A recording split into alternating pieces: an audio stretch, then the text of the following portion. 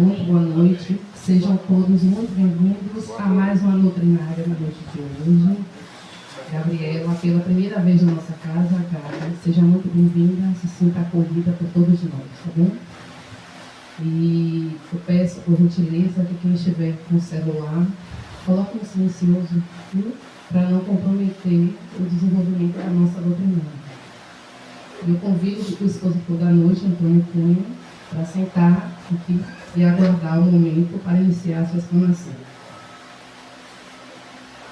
Vamos agora nos preparar para a nossa prece inicial, elevar o nosso pensamento ao alto, rogar a Deus, a espiritualidade unida, que nos ilumine, nos ampare, nos inspire nesse encontro de estudo e de aprendizagem, que nossas mentes possam ser expandidas para que possamos compreender melhor, Senhor, os teus ensinamentos. Pai que estás nos céus, santificado seja o teu nome. Venha a nós o vosso reino, seja feita a vossa vontade, assim na terra como no céu. O pão nosso de cada dia nos dá hoje. Perdoai as nossas ofensas, assim como nós perdoamos a quem nos tem ofendido. Não nos deixes cair em tentação, mas livrai-nos de todo mal, hoje e sempre. Com vocês, expositor da noite, Antônio Cunha, com o tema Como e Quando Doar. Gente, boa noite. Boa É a paz noite. de Deus mexe tudo com todo mundo. Hoje nós estamos numa conversa, né? Não vou dizer uma palestra, não. É uma conversa sobre caridade. Nós temos um tema, o livro Prazeres da Alma, né?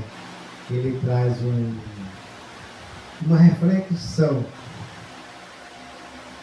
sobre a caridade. O que é ser uma pessoa caridosa.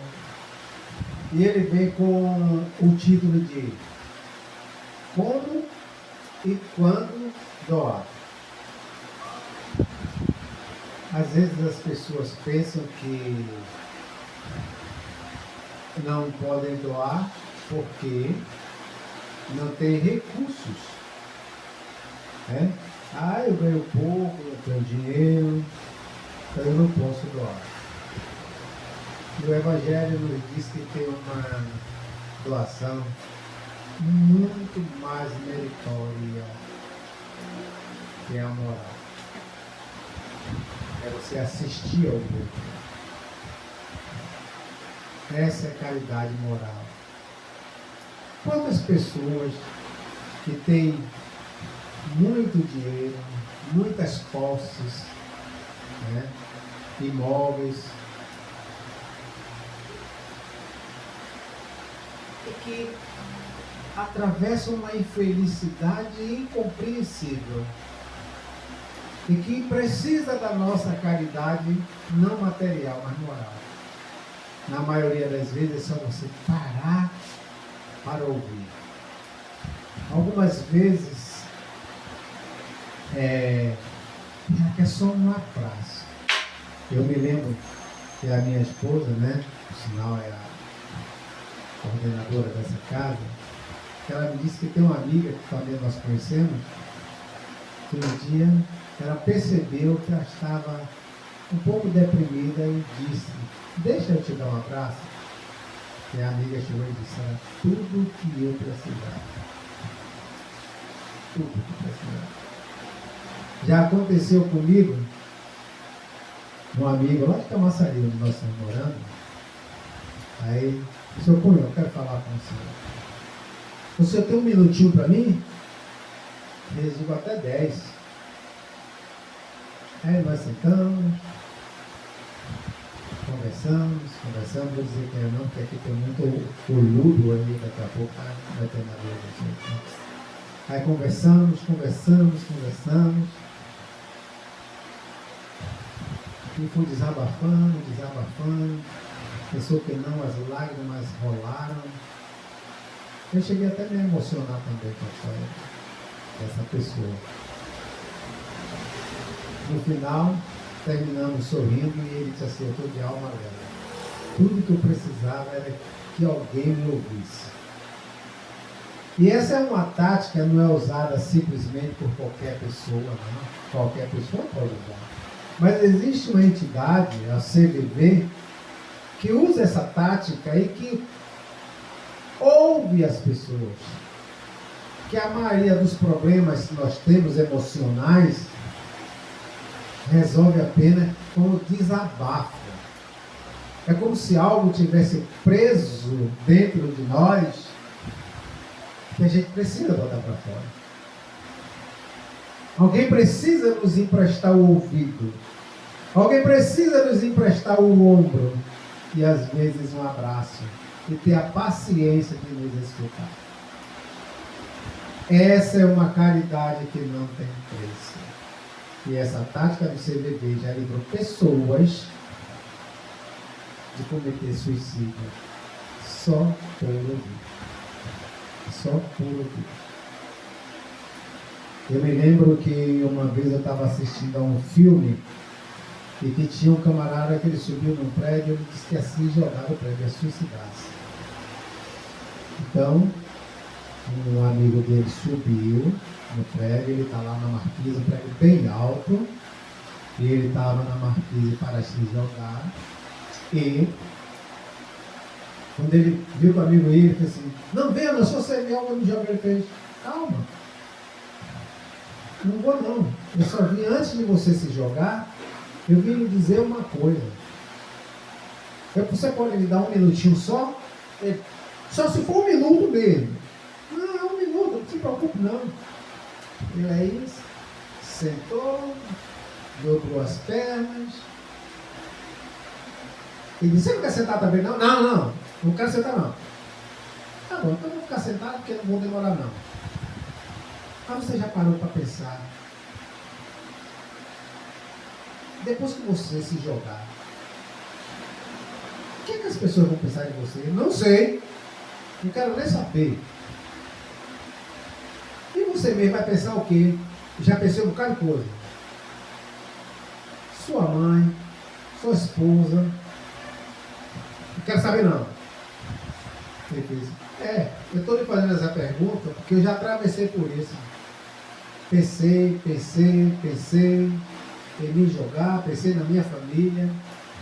Mas rapaz, eu tinha uma filhinha de um pouco mais de 1 ano. Aí eu fiquei pensando, minha filhinha está perto de fazer 1 ano, está perto de falar. E eu ainda não vi a minha filha falar papai. Aquilo me bateu firme. E eu resolvi esperar mais um pouco. Até a minha filha falar papai. O primeiro dia que ela falou papai, eu disse: agora eu posso me matar. Depois ela falou de novo papai. Aí eu comecei a gostar. Minha filha não parou mais de falar papai. E um dia minha filha disse para mim assim: sabe papai, tem coisas na vida que não vale a pena a gente fazer. Mas tudo na vida vale a pena viver. Naquele dia eu percebi que a minha vida era mais importante do que qualquer coisa na vida. Quando ele falou assim, o pretenso suicida sentou-se na marquisa, começou a chorar e disse: eu estou atolado em dívidas, mas eu tenho uma filha de 8 anos. A minha filha quase não tem contato comigo, porque eu saio de manhã, chego de noite, minha filha está dormindo, saio de manhã, tomo um cafezinho, ela está dormindo, chego, ela está dormindo. Tem uma empregada para levar ela para o colégio, E dificilmente eu ouço a minha filha dizer papai. Você tem razão, eu acho que eu vou esperar. Olha a tática que esse camarada usou. Olha a caridade que ele fez para aquele elemento sem gastar um centavo. Então não ter dinheiro, não ter recursos, não é desculpa para a caridade. Mas tem muita caridade que a gente pensa que não pode fazer, porque não pode dar muito. E ser generoso não é dar constantemente e nem em abundância, mas ajudar em pequenas coisas aqueles nossos irmãos que precisam. Hoje, nós temos aqui na nossa casa um programa de atendimento às famílias assistidas, mas o mais importante é o atendimento aos irmãos em situação de rua, ou moradores em situação de rua. E eu vou relatar esse caso, alguns de vocês já conhecem, mas com certeza algumas pessoas aqui, que inclusive ajudam o nosso trabalho, não conhecem ainda, sabe que nós fazemos esse trabalho, mas não sabe o porquê. E o nosso tema é como e por quê e quando doar. E por que nós estamos fazendo esse trabalho? No ano de 2016, 2017, nós estávamos morando na Mussuruba, no setor C. E ali perto daquela feirinha do outro lado, tem um local onde ficam os moradores de rua.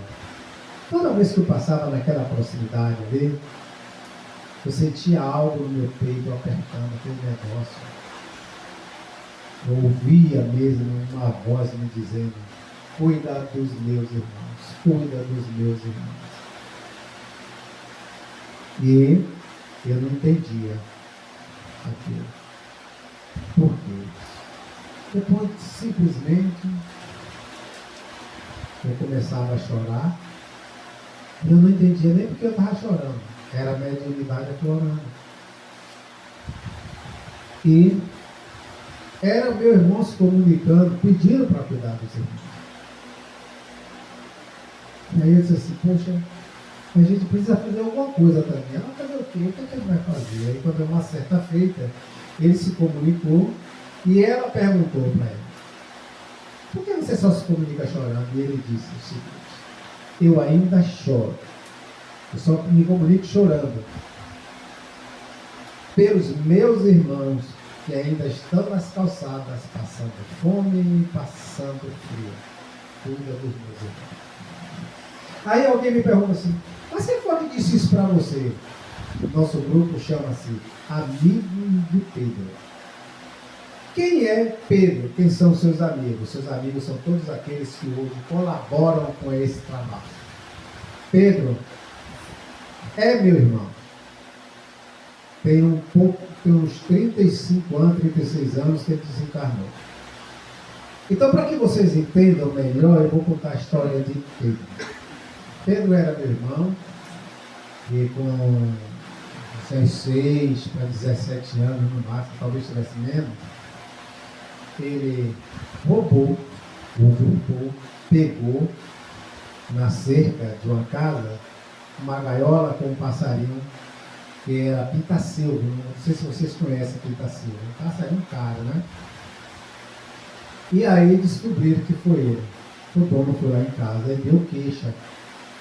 Aí meu pai pegou esse meu irmão, deu uma surra nele que quebrou 2 costelas.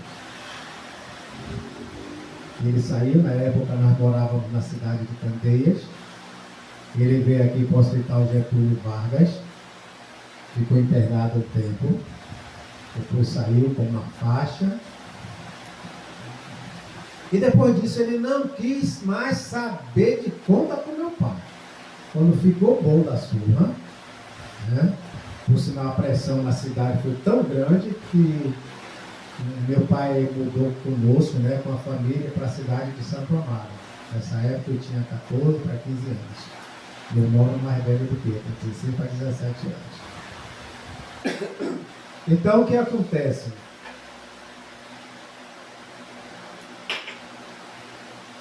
Ele não quis mais saber de meu pai. Ficou bom, foi morar na rua. Fugiu de casa, foi para a rua. Aí passava, a gente procurava, tal, achava, levava para casa, ele fugia. Aí o tempo foi passando, eu entrei no exército, eu vim para aqui, para Salvador, fui morar com minha irmã, aqui na Liberdade. E eu e meu cunhado, o marido da minha irmã, descobrimos que ele estava aqui em Salvador perambulando. Nós encontramos, levávamos para casa, ele passava 2, 3 dias, a gente pensava que ele ia ficar, daqui a pouco ele fugia, assim mandava.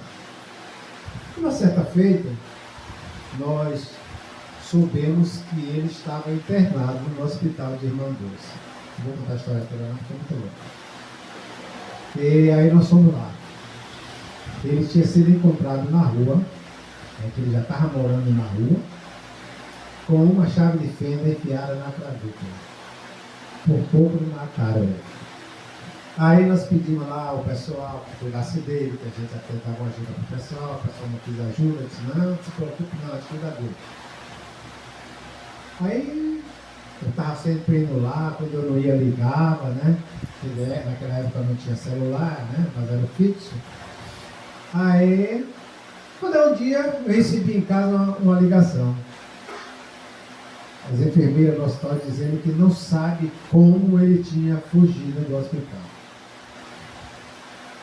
Daí para cá, não tive mais notícia dele. A gente procurou, aquela redondeza, tudo, nada. Passou-se uns 2 anos, mais ou menos. Aí o meu cunhado me chamou, ligou para mim me dizendo que teve a notícia de uma pessoa que disse que ele tinha sido assassinado. Ou melhor, que ele tinha morrido, assassinado não. Que ele tinha morrido no mercado Santa Bárbara, na Baixa do Sapateiro, naquele mercado Santa Bárbara. Ele estava no Nina. Aí eu fui, eu e meu cunhado, nós fomos ao Nina. Quando eu chego lá, procuro saber pelo nome, mas ninguém sabia, porque ele foi encontrado na rua, ninguém sabia, não tinha documento, não tinha nada. Aí me deram um livro para procurar. Aí eu peguei o livro, comecei a correr, daqui a pouco encontrei a foto dele. Ele tinha morrido no mercado, o Nina recolheu, e ele foi enterrado como indigente. Aí o pessoal, olha, ele foi enterrado como indigente, né, porque passou do prazo de espera, parente não apareceu. Agora, se o senhor quiser, nós vamos desenterrar. Aí o senhor faz um enterro decente. Não, senhor. Deixa como está. O importante não é o corpo, é o espírito. Quando Jesus disse a aquela pessoa que queria segui-lo, Jesus convidou ele para seguir. Aí ele disse, eu posso, antes de enterrar o meu pai, Jesus disse para ele, deixa que os mortos enterrem seus mortos. Naquele momento, Jesus não estava falando no corpo físico, porque o corpo físico já não valia mais nada. Jesus estava se referindo a deixar que os espíritos acolhessem o Pai dele como espírito. A carne, o corpo físico, é só um instrumento. Nós, como espírito, precisamos para nossas atividades. Então, passou-se quase 30 anos dele desencarnado, nunca tinha se comunicado. E aí se comunicou. Então, depois dessa comunicação que ele disse que chorava pelos seus irmãos que ainda continua passando fome e frio nas calçadas, nós começamos a fazer esse trabalho, ainda quando nós estávamos filiados ao CEABOR. E essa ideia foi amadurecendo e nós sentimos a necessidade de andar com nossas próprias pernas para fazer um trabalho mais eficaz.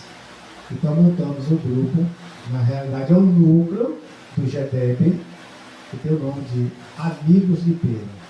Os amigos de Pedro são todos aqueles que colaboram para que a gente dê um café da manhã, uma roupa, um sapato, um agasalho, cada frio, aquelas pessoas em situação de rua. Aí a gente pode dizer assim, mas você não pode atender todo mundo, não podemos. Mas nós fazemos o trabalho da formiguinha.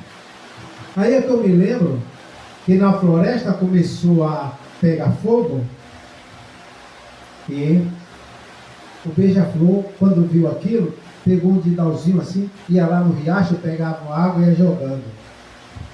E aí o gavião passou e disse, mas beija-flor, você não está vendo? Você não vai conseguir apagar esse fogaréu todo? E o beija-flor disse assim, eu estou fazendo a minha parte. Então, se cada um de nós fizermos a nossa parte, fica mais fácil resolver. Então está aí a história de Pedro, desse meu irmão, que hoje na pátria espiritual, né, nos incentivou a praticar a caridade. E nós temos a oportunidade de praticar a caridade material, levando o alimento, levando o agasalho, mas também a moral, porque é onde a gente conversa com ele, aconselha, tá? Quando chegam lá para conversar, vai ver parar por lá conversando com a mulher, ela dando conselho, isso é caridade moral. Mas tem gente que gosta de fazer caridade por incentivo. Por exemplo, nas grandes catástrofes naturais, né, quando tem esses deslizamentos de terra, enchente, como agora está acontecendo em Minas Gerais, aconteceu no Rio Grande do Sul, aconteceu aqui no sul da Bahia, o mundo se mobiliza para ajudar as pessoas. Por que o mundo se mobiliza? Porque é o efeito cascata. É a imitação. Todo mundo quer fazer. Embora tenha os espertalhões, que o mal que meu pai dizia que o mal do sabido é pensar que os outros são bestas, né? Tem aqueles que se aproveitam disso para dizer que vai ajudar, mas para tirar a vontade. Então muita gente se mobiliza. Outros para aparecerem. Mas tem pessoas que ela tem o hábito da caridade. Ela não pode ver nada que ela quer fazer, quer ajudar, quer dar um apoio. E nesses livros, ele nos ensina uma coisa importantíssima. Precisamos ajudar. Precisamos apoiar. Mas não devemos nos envolver nas emoções do outro. A gente não deve se envolver muito nos problemas emocionais, porque esses problemas são deles. E na maioria das vezes são resgates que eles precisam resolver. Nós temos que dar o apoio. Quando uma pessoa perde uma perna, você não pode dar a perna a ela. Você dá a muleta para que ela consiga se movimentar. Mas não pode se envolver emocionalmente, né?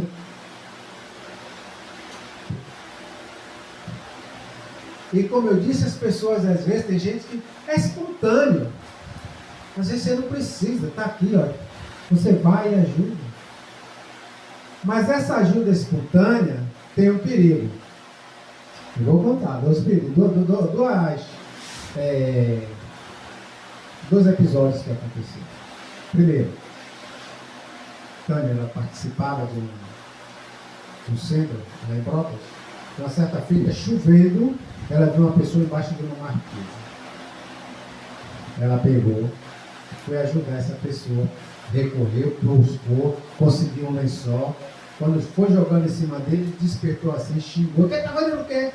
Um lençol, você eu não ia pedir nada. Aí começou a xingar, ela saiu na carreira. Então a gente também, é por isso que a gente não deve se envolver, porque a gente não conhece a história das pessoas. A gente não deve julgar, porque exatamente porque cada um tem uma história. Olha a história do meu irmão. Ele foi morar na rua.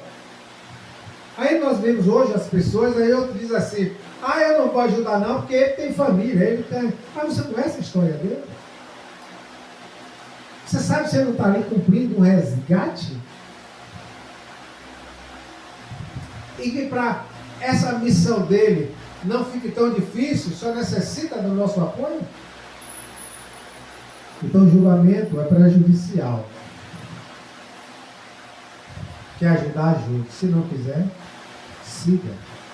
Outro exemplo de ajuda espontânea, uma certa feita nós passamos aqui, lá na rua tinha uma senhora, no lixo, não é catando reciclagem simplesmente não, é catando o que comer. Eu cheguei, vi, ela chegou assim, pegou o negócio, abriu assim o saco, tinha um negócio, ela pegou, olhou, botou na boca.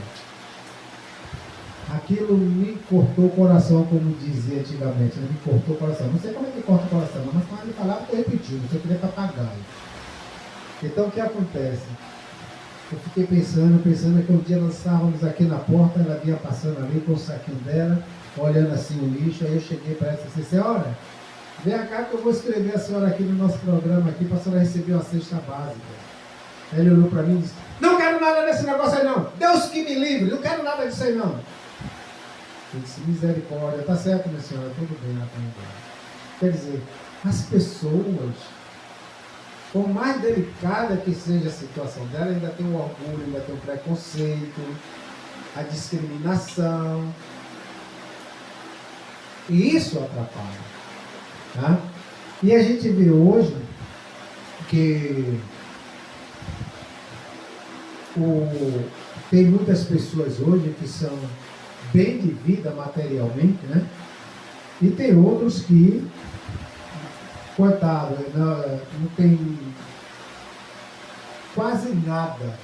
Então, na questão 814 do Livro dos Espíritos, Kardec faz uma pergunta assim: por que Deus dá a uns a riqueza e a outros a miséria? Aí eu respondo, só taxativo, para testar a todos em tudo. E esse mesmo Livro dos Espíritos, não, é o Evangelho, já nos diz, não, é no Livro dos Espíritos mesmo, que diz que a gente não temos mais que o rico não precisa oprimir o pobre, e nem o pobre deve ter inveja do rico. Porque todos nós seremos testados em tudo.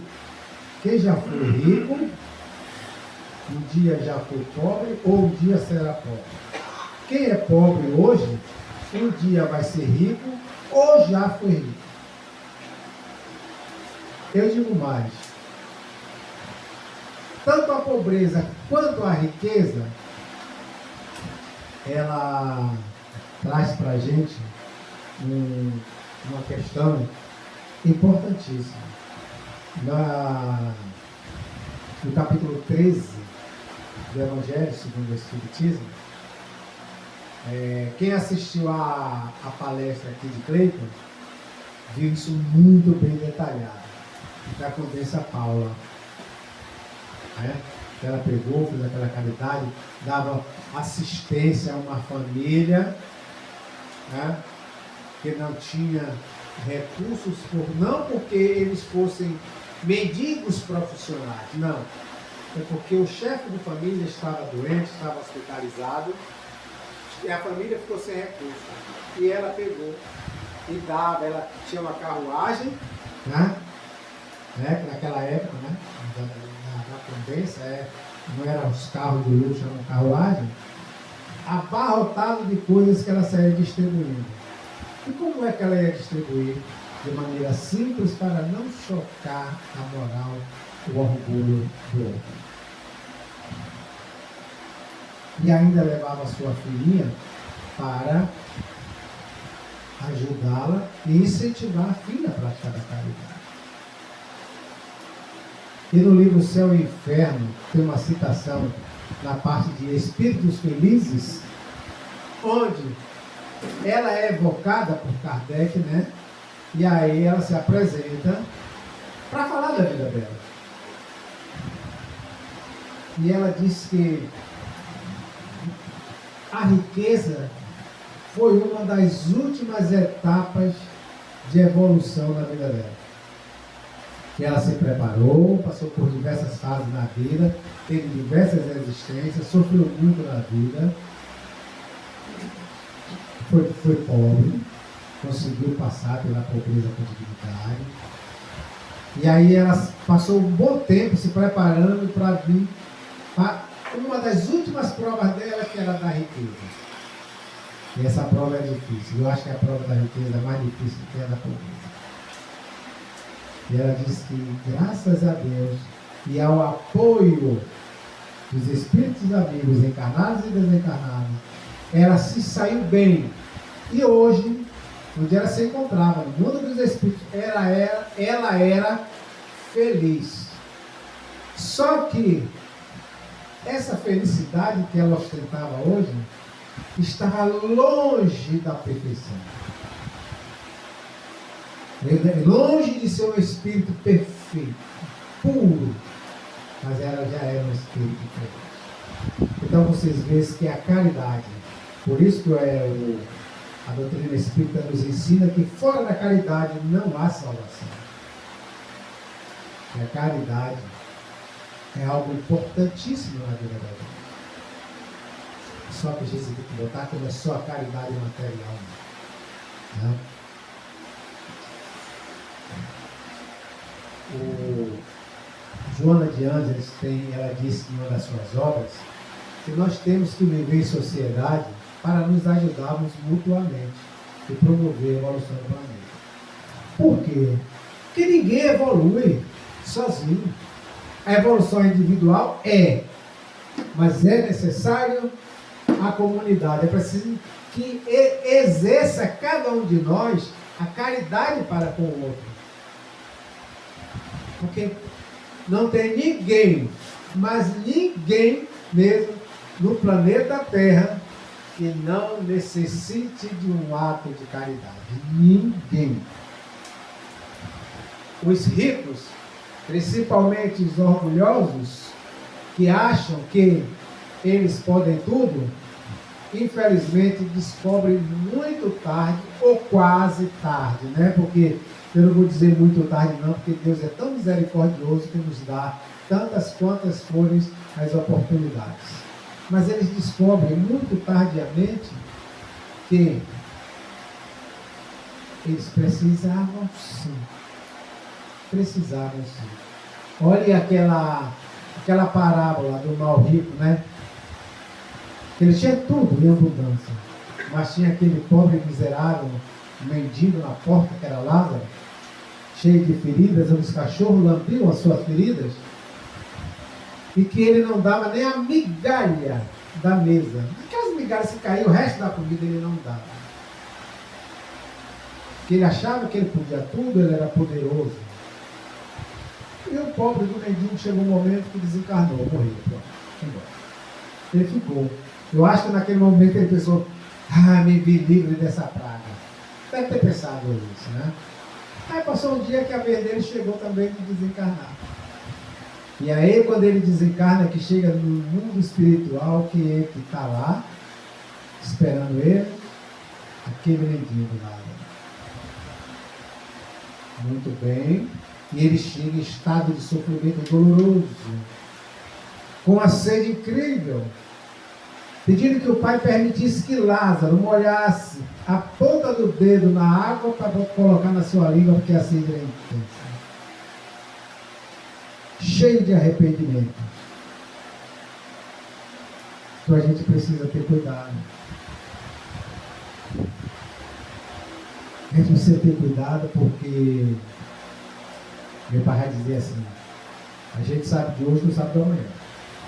E é uma verdade. É uma verdade.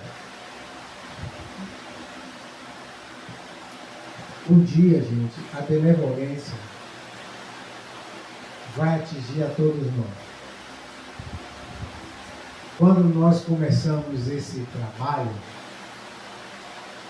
de ajuda mútua, até hoje eu ainda faço isso, né? Não é que eu sou melhor do que ninguém. Eu acho que talvez é uma tarefa minha ainda. Eu vou num canto, vou no outro, pego doação de um lugar, pego doação do outro. Tem cadeira de roda, como tem uma de banho ali para a gente dar. Ligo para as pessoas, é buscar, é muleta, é isso, é aquilo. Porque eu fico preocupado com o bem-estar do outro, mas também eu fico preocupado com o meu bem-estar. Cada um de nós devemos nos preocupar com o outro, fazer a caridade para o outro, mas também se preocupar consigo, com o seu bem-estar. Porque Jesus disse para a gente amar a Deus sobre todas as coisas e ao próximo como a ti mesmo. Então eu tenho que me amar, eu tenho que cuidar de mim primeiro. Porque se eu não cuidar de mim, como é que eu vou cuidar do meu irmão? Se eu não faço por mim, qual é o exemplo que eu vou ter para fazer pelo meu irmão? E isso vai contagiando as pessoas que o dia da benevolência vai atingir todo o planeta. E no dia que a benevolência atingir todo o planeta Terra, aí sim nós estamos adentrando ao mundo de regeneração. A Terra está sendo regenerada. E a caridade é o ponto importantíssimo para essa regeneração. Vocês já repararam que o mês de dezembro é um mês onde parece que é um mês mais leve, não deixa de acontecer as misérias. Você vê que é um mês que parece que está todo mundo mais fraterno? É porque naquele momento todo mundo está pensando no Papai Noel, está pensando em Jesus, pensando em dar um presente, pensando em ajudar alguém. Então isso contagia. E é esse contágio, essa modificação, essa energia benéfica que um dia vai contagiar todos de forma indiferente.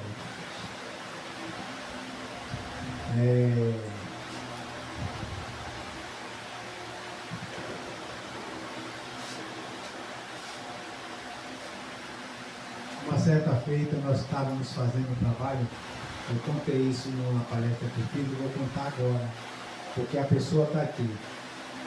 Nós estávamos dando cobertor, e aí uma das pessoas que estavam conosco foi no mercado e lá alguém chamou ele e disse: vocês são bestas? Vocês estão dando aí essas coisas, os caras estão vendendo.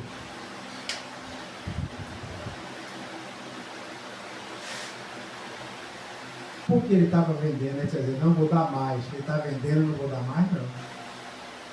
Ele está vendendo, o problema é dele. Faça a sua parte. Faça como o beija-flor. Eu estou fazendo a minha parte. Porque toda vez que você recebe uma ajuda e você usa essa ajuda de forma ilícita, você está criando mais um débito, botando mais um pezinho na balança, que já está com peso demais. Porque uma pessoa que está em situação de rua tem um resgate doloroso. Se acha ajuda e recorre a meios ilícitos, como por exemplo, vender para usar drogas, isso, não tenham dúvida que ela vai voltar para cumprir o mesmo resgate.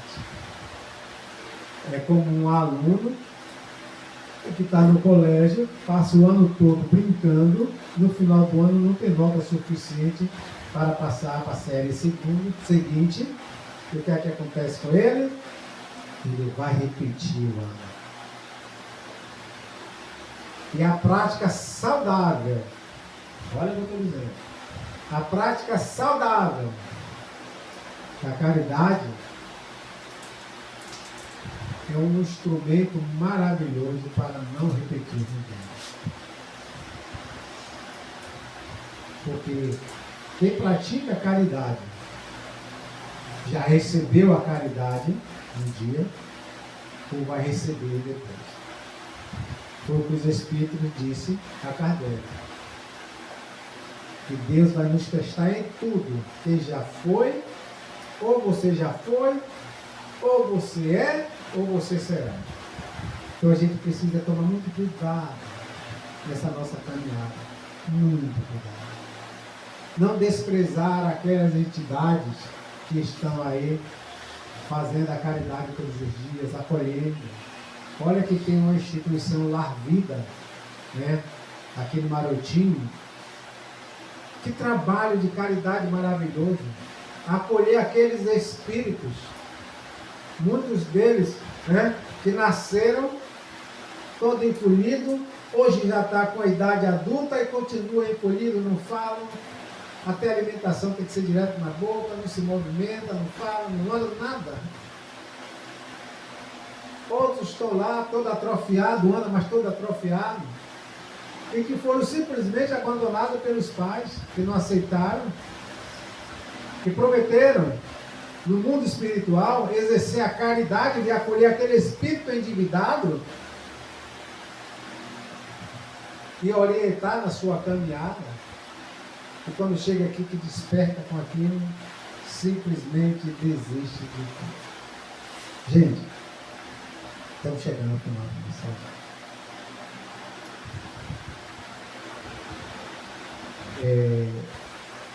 Essa história de Pedro que eu contei foi para que vocês entendam que não julgue quem está lá. Não julgue. Porque cada pessoa daquela que está na rua tem uma história de vida que nós não conhecemos. Exerça a caridade. Porque fora da caridade não há salvação. Muita paz. Que o Divino Mestre continue nos abençoando sempre. Nós te agradecemos pela excelente explanação, por trazer um tema que é tão necessário para a nossa evolução. Muito obrigada. E já passaremos para a nossa segunda parte do nosso trabalho, onde teremos o passo. E eu peço humildemente que quem for fazer parte do passe, permaneça no recinto, em sintonia ainda com o criador, evitando o manuseio de celular ou conversa, né? Para que não perca a sintonia do trabalho, né? A conexão e toda a organização que já se faz presente, né, para esse trabalho. E no sábado teremos também a entrega das cestas básicas às famílias assistidas. É um momento muito especial, onde nós agradecemos, né, aos nossos colaboradores, mas quem puder também estar presente para compartilhar esse momento, sejam muito bem-vindos à nossa casa. E agora eu convido o expositor para estar fazendo a oração de encerramento e agradecimento.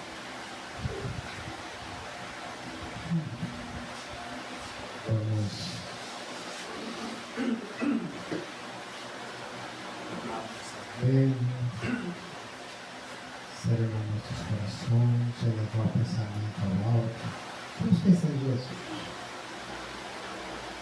O que faria Jesus se encontrasse um mendigo na rua, necessitando da sua vida? Nós já sabemos a resposta, porque ela está lá no Evangelho, no seu Evangelho. Porque o seu Evangelho, Senhor, sirva de inspiração para que nós também possamos sempre praticar a caridade, para que a gente possa estender a mão ao irmão em dificuldade, e que o Pai maior nos fortaleça nessa nossa missão. No momento em que nós encerramos esse nosso trabalho, louvando, glorificando e agradecendo ao Pai, da maneira que o Mestre Jesus nos ensina. Pai nosso que estás nos céus, santificado seja o teu santo nome, venha a nós o teu reino.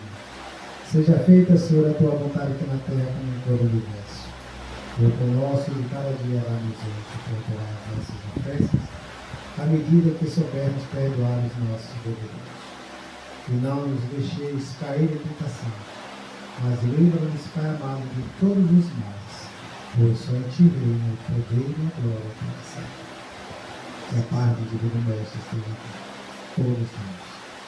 Encerrando esse nosso trabalho, essa nossa primeira parte, partiremos para a segunda, mas solicitamos que inscreva-se em nosso canal, compartilhe, deixe seu like, nos sigam no Instagram, nos sigam também aqui no YouTube e nos ajude na divulgação da doutrina espírita.